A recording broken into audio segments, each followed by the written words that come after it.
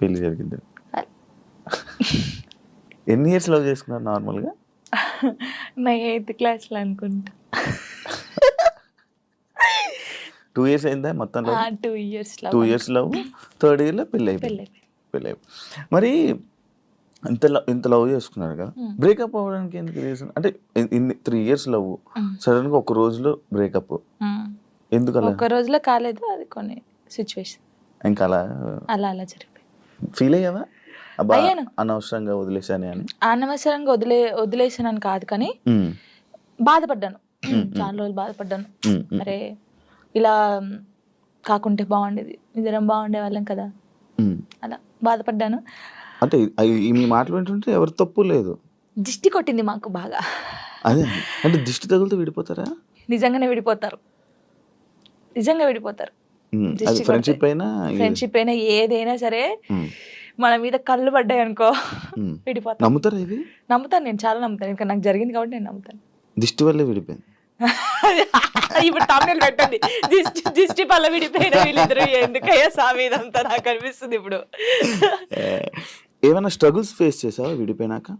Like పెళ్ళి అయ్యాక కానీ లేకపోతే విడిపోయాక కానీ? పెళ్లిలో పెళ్ళి అయిన తర్వాత బాగున్నాం, మేము బాగున్నాం, ఇద్దరం ఈవెంట్స్ చేసుకున్నాం, లిరిని బాగా చూసుకున్నాం, అంత బాగా. కొన్ని ఇప్పుడు అవన్నీ మాట్లాడదలుచుకోలేదు నేను, ఎందుకంటే పాతవి తవ్వేసి తన లైఫ్ బాగుంది, నా లైఫ్ బాగుంది, మధ్యలో మళ్ళీ టాపిక్స్ వేసి మళ్ళీ వెనక్కి లాగడం నాకు ఇష్టం లేదు. తర్వాత పెళ్ళి అంటే ఇంకా అయిపోయిన తర్వాత, గొడవ అయిపోయిన తర్వాత చాలా మంది చాలా రకాలుగా మాట్లాడారు నన్ను.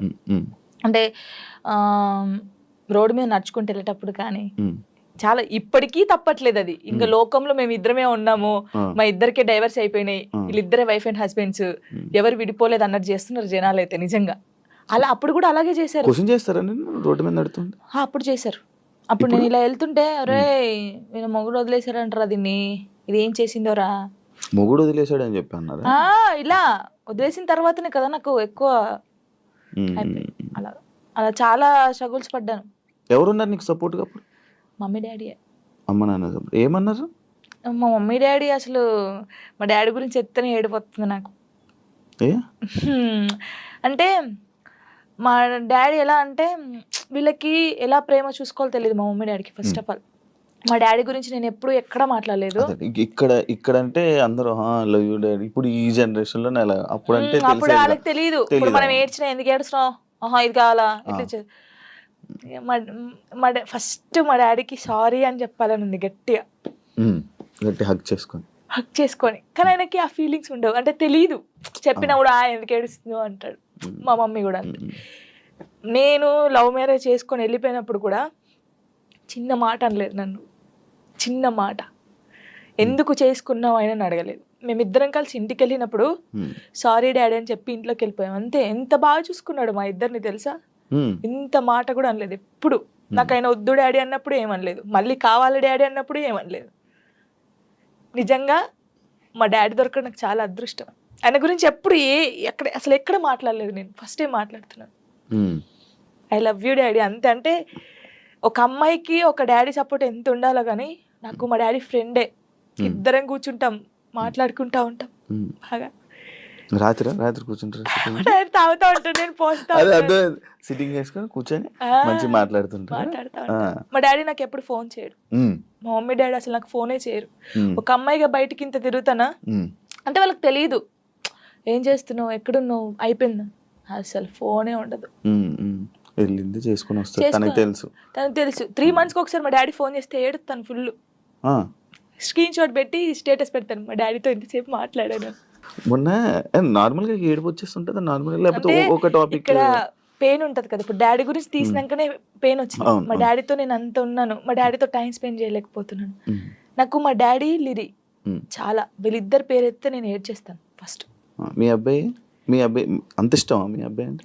చచ్చిపోతాను, వాని కోసమే బతుకుంది నేను. ఇప్పుడు కొన్ని రోజులు అయిన తర్వాత మీ అబ్బాయిని పంపించాలి, నాన్న దగ్గర పంపించాలి అని అంటే పంపించరు. అంటే యాక్చువల్ లా ప్రకారంగా నార్మల్ గా కొన్ని ఇయర్స్ అమ్మ దగ్గర, ఎన్ని ఇయర్స్ అని అమ్మ దగ్గర ఉండాలి అని చెప్పి. అలా అంటే నాకు గుండె అయిపోతుంది. లేదు, జనరల్ గా అడుగుతున్నా. లిరి వెళ్ళడు, అమ్మ కాడే ఉంటా అని చెప్తాడు. షూర్. నేను ఉంటాను, సపరేట్ గా మనతో మీరు మాట్లాడండి, వాడు చెప్పేస్తాడు. వెళ్ళడాడు. అంటే అబ్బాయి ఇష్టం, అబ్బాయి మీ దగ్గర ఇప్పుడు నా ఇష్టం లేదు, తన ఇష్టం లేదు, వాళ్ళు ఇరిగాని అడుగుతారు కదా, మా మమ్మీని వదిలిపెట్టి రానని చెప్తాడు. ఇప్పుడు హ్యాపీయా మొత్తం అంతా, మీ అబ్బాయి మీరు అంతా హ్యాపీ? మేమిద్దరం చాలా హ్యాపీగా ఉన్నాం. అవును, యాక్చువల్లీ పేరెంట్స్ మధ్య జరిగినవి పిల్లలకి చెప్పకూడదు, ఎందుకు వాళ్ళని ఇబ్బంది పెట్టడం అనేసి నార్మల్గా అనుకుంటుంటారు బయట, నార్మల్గా జనరల్గా. నేను ఒక దాంట్లో నేను చూసిన దాంట్లో మీరు చెప్పారు, నాకు జరిగిన లైఫ్లో ప్రతి ఒక్కటి నేను మా అబ్బాయితో షేర్ చేసుకుంటానని చెప్పడం జరిగింది. కరెక్ట్ అనుకుంటున్నారా? కరెక్టే. ఎందుకంటే ఇప్పుడు ఫాదర్ మదర్ ఉన్నప్పుడు ఆ పిల్లలకి అవి తెలియకూడదు. ఫాదర్ లేడు, సో అన్నీ నేనే వానికి. నేనైనప్పుడు నా లైఫ్లో ఏం జరుగుతుందో వానికి ఒక్కనికే తెలియాలి, ఎవరికి తెలియకూడదు. ఇప్పుడు వాడు అబ్బాయి అండి, నార్మల్గా చెప్తున్నాను, వాడు ఇంకొక 5 years అయితే పెద్దగా అవుతాడు. పెద్ద అయిన తర్వాత బయటకు వెళ్తాడు, జనాల గురించి తెలిసిందే కదా, ఎవడో ఒక మాట అంటాడు. అప్పుడు వీనికి ఏం తెలియదు అనుకో, వాడు వచ్చి నన్ను క్వశ్చన్ వేస్తాడు, అమ్మ వాళ్ళు ఇలా అంటున్నారు ఏంటమ్మా అని. వీనికి అన్నీ తెలిసాయి అనుకో, మా మమ్మీ గురించి నాకు తెలుసురా, మీరేంట్రా అనేది, వెళ్ళండి రా అంటాడు. దానికి దీనికి ఎంత ఉంది? సో నా కొడుక్కి నా లైఫ్లో ఏం జరిగింది, ఏం జరగబోతుంది అన్నీ తెలియాలి. నేను వానికి అన్ని షేర్ చేసుకో, నాకెవరున్నారు ఇంకా షేర్ చేసుకోవడానికి, వాడు ఒక్కడే ఉన్నాడు. సఫర్ అవ్వడా అసలు వాడు నాకు ధైర్యం చెప్తారు తెలుసా. అవునా? చాలా లిరిని చూస్తే మీరు అలా ఉన్నారు కానీ చాలా మెచ్యూరాడు, చాలా. మీ తెలివితేటలు ఎక్కువ వచ్చినట్టు బాగా. అసలు వాడు వానితో మాట్లాడితే మీకు అర్థమవుతుంది. అంత బాగా మాట్లాడతాడా? అంత బాగా మాట్లాడతాడు, నాకు ధైర్యం చెప్తాడు. నేను ఏడుస్తే, ఎందుకు ఏడుస్తారా అలా. ఇంకే మరి బాధ వచ్చినప్పుడు ఎవరికి షేర్ చేసుకోవాలి? ఇప్పుడు బయటకు వెళ్తాం, షూట్స్ చేస్తాం, కొందరు మంచిగా మాట్లాడతారు, కొందరు చెడుగా మాట్లాడతారు. అట్లా మాట్లాడినప్పుడు ఇంటికి వెళ్తాను, వాడిని చూడగానే ఏడుపు వస్తుంది, గట్టిగా పట్టేసుకొని డాడీ ఇలా అన్నారా ఈ రోజు నన్ను, అన్నీ చెప్తాను శివ గారు తెలుసా. నేను ప్రతి పిన్ టు పిన్ చెప్తాను వానికి. నేను నాకు ఎవరైనా ప్రపోజ్ చేసినా, ప్రపోజ్ చేశారు లిరి నాకు అని చెప్తాను నేను, సీరియస్ గా. ఎవడాడు అంటాడు, ఎవడాడు అంటాడు, నాకు నచ్చలేదు లిరి అని చెప్తాను నేను. ఉండేలే అప్పుడు, చెప్పకూడదు పేరు, నార్మల్ గా అంటే ఎవరికైనా ఉంటారు, నేను కూడా మనిషినే కదా, నాకు కూడా క్రష్ ఉంటారు. నాకు అనుష్క అంటే క్రష్, హీరోయిన్ మీరు హీరోయిన్ నార్మల్ గా ఒకరంటే ఇష్టం ఉండే. అంటే వాళ్ళతో ఎప్పుడు మాట్లాడలేదు, నేను వాళ్ళని ఎప్పుడు కలవలేదు, ఎప్పుడు చూడలేదు. కానీ బట్ కొన్ని వీడియోస్ చూసిన తర్వాత వాళ్ళ క్యారెక్టర్ నచ్చి కొంచెం ఇష్టపడ్డాను. ఇప్పుడు ఇది చెప్పారా మీ అబ్బాయికి? చెప్పాను. ఒరే వాళ్ళ క్యారెక్టర్, ఓ అవునా, ఓకే ఓకే. చెప్పాను. అబ్బాయికా చెప్పలేదు, చెప్పాలని లోపు పెళ్లి అయిపోయింది. సీరియస్ గా ప్రామిస్, ఇది పెళ్లి అయిపోయింది. అయ్యో దేవుడా, పెళ్లి అయిపోయిందా, ఓకే పర్లేదులే, చూసుకుంటున్నారు కదా వీడియోస్, ఓకే ఫైన్, ఇష్టం కదా చూస్తూ ఉందాంలే అలాగా. ఇంకో మ్యారేజ్ చేసుకోవాలని ఆలోచన లేదు లేదా? కింద కామెంట్స్ వస్తూ ఉంటాయి నార్మల్గా. ఫస్ట్ మీ అబ్బాయికి ఫస్ట్ తండ్రిని తీసుకునిరా అని, లేకపోతే ఇలా కామెంట్స్ వస్తుంది, వాళ్ళకి ఏం చెప్పాలను? ఇప్పుడు తండ్రిని కల్పించండి ఫస్ట్, ఆయన తండ్రి దగ్గర పోనాను. అరే వీనికి ఇష్టం లేదు, వీనికి అన్ని బాగా చూసుకున్నప్పుడు ఇంకెందుకు? ఇప్పుడు తండ్రి అంటే తన లైఫ్ తను చూసుకుంటున్నాడు, హ్యాపీ. మళ్ళీ మేము తన లైఫ్ లోకి వెళ్ళి మేము డిస్టర్బ్ చేయలేము, తను మా లైఫ్ డిస్టర్బ్ చేయడు. అంటే లిరితో అప్పుడప్పుడు మాట్లాడిస్తాను నేను, ఎప్పుడు బర్త్డే కంపల్సరీ మాట్లాడించాలి కాబట్టి నేను మాట్లాడిస్తాను. నేను దాన్ని అసలు అలా చేయను. ఎప్పుడైనా కలవాలనిపిస్తే కలుస్తాను, కానీ ఊకే కల్పించను. ఎందుకు ఇక్కడ ఏమైతుందంటే, ఊకే కల్పించిన కొద్ది ఏదైనా ఒక వీడియో బయటకు వస్తే ఇంకా వైరల్ అవుతుంది. అది మేము బాగుంటుంది, ఇప్పుడు మా లైఫ్ బాగుంటుంది, తన లైఫ్ బాగుంటున్నప్పుడు ఇంకా మధ్యలో ఇవన్నీ వద్దు. సో లిరికి చెప్పాను, లిరియే చెప్తాడు, వద్దులే అమ్మా మనం బాగున్నాం కదా, బర్త్డేకి ఫోన్ చేస్తాడు, నేను మాట్లాడతాను అంతే. ఇప్పుడు ఎక్కడ ఉంటున్నారు? లిజి నాతోనే ఉంటాడు. ఇప్పుడు హైదరాబాద్ ఫుల్ పూర్తిగా షిఫ్ట్ అయిపోయారు? షిఫ్ట్ అయిపోయాను. మనోడు ఏం చదువుతున్నాడు? ఇప్పుడు 5th క్లాస్ ఆడు. 5th క్లాస్ వాడికి ఇన్ని మాటలు చెప్తున్నా? పర్లేదు, అంటే వాడు చిన్నప్పటి నుంచి నన్ను చూస్తున్నాడు కదా, చూస్తున్నాడు కాబట్టి వానికి అన్ని తెలుసు. ఇప్పుడు ఒక అంటే వానికన్నా ఎక్కువ నేను మిస్ అవుతాను అనమాట. వాడు చెప్తా ఉంటాడు అందరికి, నాకన్నా మా మమ్మీకి నేను మిస్ యూ చెప్తానే ఉంటాను అనమాట. 5 days వెళ్తాం మనం షూట్కి, అలా అప్పుడప్పుడు మిస్ అవుతాను, వాడు కూడా మిస్ అవుతాడు బాగా. మా ఇద్దరిని చూస్తే నువ్వు షాక్ అవుతావు, అమ్మ కొడుకులా ఉండం, ఫ్రెండ్స్ లా ఉంటాం. బాగా బాధపడిన క్షణం బాగా బాధపడిన క్షణం. అంటే మనిషి జీవితంలో హ్యాపీ ఉంటుంది, అట్లా సాడ్ కూడా ఉంటుంది, చాలాసార్లు జరుగుతుంది, కానీ మన మైండ్లో ఒకటి రిజిస్టర్ అయిపోయి ఉంటుంది కదా. అంటే నేను లైఫ్లో ఒకటి మనం ఎప్పుడైనా కానీ ఒకటి అనుకుంటాం, ఇట్లా ఉండాలి, ఒక ఫ్యామిలీతో ఉండాలి, ఇది ఇది అని నేను ఒక పెద్ద కోట కట్టుకున్న తర్వాత ఒకటేసారి కూలిపోయింది. అది కొన్ని రోజులు స్ట్రగుల్ ఫేస్ చేసిన, అంతకు మించి బాధ దాని తర్వాత కూడా నేను లైఫ్లో నేను అనుభవించలేదు, అదొకటే బాధ. మళ్ళీ ఇప్పుడు కలవాలనిపించలే మళ్ళీ ఈ టాపిక్. Okay okay. అంటే ఏదైనా ఇప్పుడు బ్యాక్ వెళ్తే అది నేను మార్చుకోవాలి నా లైఫ్లో అని ఏదో ఒక థాట్ ఉంటుంది కదా, అట్లా ఏముంది మీ లైఫ్లో? దేవుడు ఇచ్చిన ఒక లైఫ్లో దేవుడు ఎటు వెళ్ళాలో అనేది డిసైడ్మెంట్ చేస్తాడు. మనకు అప్ అండ్ డౌన్స్ అనేది జరుగుతూనే ఉంటుంది. దెబ్బ తాకితేనే మనకు దాని వాల్యూ తెలుస్తుంది. దాన్ని నేను మార్చుకోవాలని అనుకోవట్లేదు. నేను దెబ్బ తినాలి ఎవ్రీ టైం. ఇప్పుడు కూడా నేను ఎప్పుడు స్ట్రైట్గా వెళ్ళాలని లేదు, అప్ అండ్ డౌన్స్ తోటే వెళ్ళాలని నా లైఫ్ అనుకుంటున్నాను అంతే. మార్చుకోవాలి, ఇది మార్చుకోవాలి, అది మార్చుకోవాలని లేదు. మనం ముందు ఏమైనా గోల్ పెట్టుకుంటే దాన్ని స్ట్రైట్గా ఫాలో అయ్యి దాన్ని కరెక్ట్ రీచ్ కావాలి.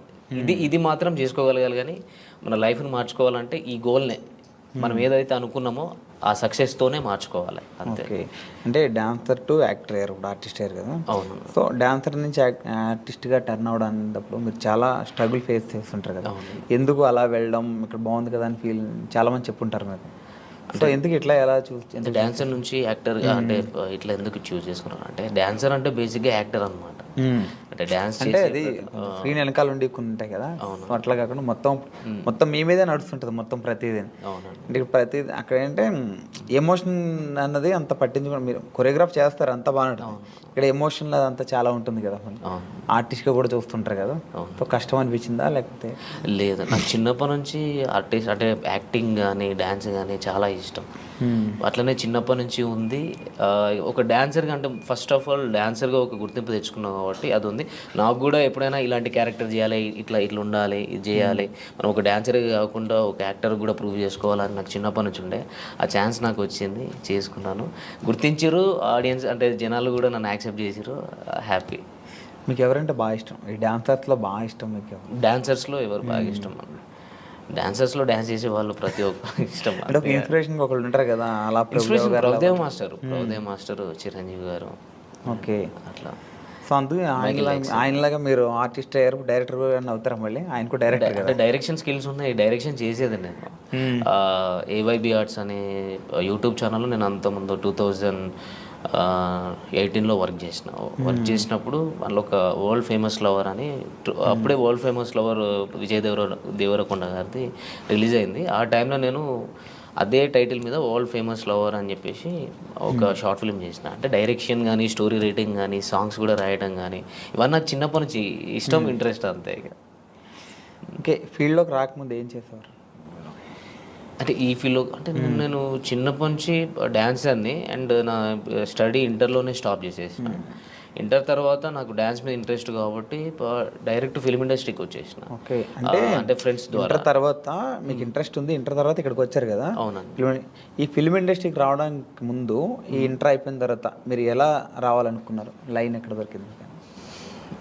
అంటే ఫ్రెండ్ ద్వారా మగధీర డే టు డ్యాన్స్ అని ఉండదు ఆ టైంలో.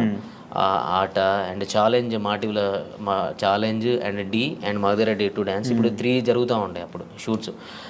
ఇది ఛాలెంజ్ అనేది మా టీవీలో వచ్చేది, డి అనేది ETV, Magadheera day to dance Zee తెలుగులో వచ్చేది. మా ఫ్రెండ్ వచ్చేసి రెగ్యులర్గా చేసేవాడు అందులో. నన్ను మా ఫ్రెండ్ ఏం చేసిండు, సాగర్ ఆయన పేరు, ఆయన తీసుకెళ్ళాను అనమాట. నువ్వు డ్యాన్స్ బాగా చేస్తున్నావు కదరా, నువ్వు కూడా సైడ్ డాన్సర్గా చేసేవరా కంటెస్టెంట్స్ తోటి అని చెప్పేసి తీసుకొని వచ్చిండు. నందు మాస్టర్తో చేసినాం మేము. దాని నుంచి మెల్లగా శోభన్ మాస్టర్ అని చెప్పేసి హైదరాబాద్లో ఉండదు దిల్సుఖ్ నగర్లో, ఆయన రాకేష్ మాస్టర్ని పరిచయం చేయించిండు. మన రాకేష్ మాస్టర్ ఉన్నారు కదా, ఆయనను పరిచయం చేయించి ఇట్లా స్టూడెంట్స్ ఉన్నారు మాస్టర్, మీ దగ్గర పెట్టుకోండి, ఈవెంట్స్ కానీ ఏమైనా ఉన్న వాళ్ళు అన్నీ చేస్తారు అని చెప్పనంటే, వాళ్ళ తరపు నుంచి మేము బోరబండలో ఉండే అప్పుడు రాకేష్ మాస్టర్ గారు. అప్పుడు అక్కడికి వెళ్ళి అట్లా స్టార్ట్ అయింది. అక్కడ నుంచే మాస్టర్ అంటే చాలా మాస్టర్ దగ్గరనే నేర్చుకున్నాను. నాకు ఒక డాన్సర్గా నేను డ్యాన్స్ చేయగలుగుతాను కానీ ఎక్స్ప్రెషన్స్ అవన్నీ నాకు తెలిసి ఉండేవి కాదు. 2008-2009లో నేను ఇక్కడ ఇంద్రలోక్ కాంప్లెక్స్లో ఉండేది. అప్పుడు బోరమండ నుంచి ఇక్కడికి ఇంద్రలోక్ కాంప్లెక్స్కి వచ్చినాం అనమాట, ఇంద్రానగర్ దగ్గరికి. అక్కడ ఇన్స్టిట్యూట్ మాస్టర్ ఓపెన్ చేసిరు, అక్కడ ఒక 1 year వర్క్ చేసినాం కావచ్చు. ఆ టైంలో నాకు డ్యాన్స్ తప్ప ఏం తెలిసేది కాదు. అన్ఎక్స్పెక్టెడ్ అంటే ఆయన ప్రతిరోజు ఒక క్లాస్ తీసుకున్నట్టు అసలు డ్యాన్స్ చేస్తే డ్యాన్సే కాదు ఎక్స్ప్రెషన్స్ ఉండాలి. అలాంటివి నేను ఆయన దగ్గర చాలా నేర్చుకున్నా. ఇప్పుడు మన మధ్యలో లేరు కాబట్టి, అండ్ ఆయన తరపు నుంచే నేను యాక్టింగ్ అనేది కొంచెం నేను చూస్ చేసుకున్నా. ఇట్లా ఉంటుంది ఇది ఉంటుందని ఒక డాన్సర్గా నేను తెలుసుకున్నది ఆయన దగ్గరనే, రాకేష్ మాస్టర్ దగ్గరనే. అంటే కొరియోగ్రాఫర్గా సినిమాల్లోకి వెళ్ళకుండా మళ్ళీ ఆర్టిస్ట్గా టర్న్ అయ్యారు కదా మళ్ళీ. అంటే ఆ టైంలో 2009లో Gemini TV 31st night event చేసినాం. నాకు ఒక 10 days బాగా స్ట్రగుల్, అంటే ఎక్కువ స్టేన్ అయిపోయింది, ఫీవర్ వచ్చేసింది. ఇక్కడ నుంచి సిక్ అయిపోయి ఇంటికి వెళ్ళిపోయినా. ఇంటికి వెళ్ళిన తర్వాత ఇంట్లో వాళ్ళు పంపించలేదు. అప్పటికి ఆ లోపు ఒకవేళ 2009లో ఉండేది ఉంటే నాకు సైడ్ డాన్సర్ కార్డ్ తీసుకున్నట్టు. అప్పుడు షారోన్ అన్న ప్రెసిడెంట్గా ఉండే. ఆ టైంలో నీకు ఇప్పిస్తా అంటే పాల్ మాస్టర్ని చాలామంది వచ్చేవారు అప్పుడు రాకేష్ మాస్టర్ దగ్గరికి. నేను ఎక్స్పెక్ట్ చేయలేదు, కానీ ఇంట్లో వాళ్ళు కొంచెం స్టాప్ చేసారు, నీ హెల్త్ పరంగా బాగాలేదు అనేసరికి అక్కడనే ఉండిపోయి ఇన్స్టిట్యూట్ పెట్టుకోవడం జరిగింది. ఇన్స్టిట్యూట్ పెట్టుకొని మెల్లగా అట్లా అయిపోయింది. అట్లనే డ్యాన్సర్గా ఉండి ఒక ఆర్టిస్ట్గా ఈ యూట్యూబ్లోకి నేను అన్ఎక్స్పెక్టెడ్గా వచ్చిన. నాకు అంటే డైరెక్ట్ మూవీస్లోకి వెళ్ళాలి అన్నట్టు ఉండేది. అంటే నాకు డైరెక్ట్ టచ్ అక్కడికి వెళ్ళిపోయినా.